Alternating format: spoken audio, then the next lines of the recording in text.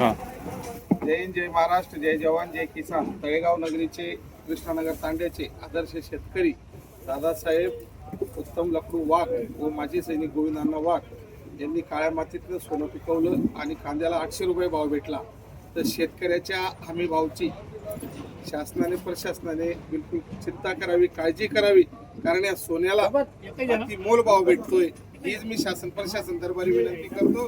हे बघा, जीवाचं रान करून कांदा पिकवला ना 800 रुपये भाव भेटतोय. तर सरकारने काहीतरी विचार करावा, म्हणून शेतकरी आत्महत्या होते. कुठेतरी या गोष्टी थांबाव्या.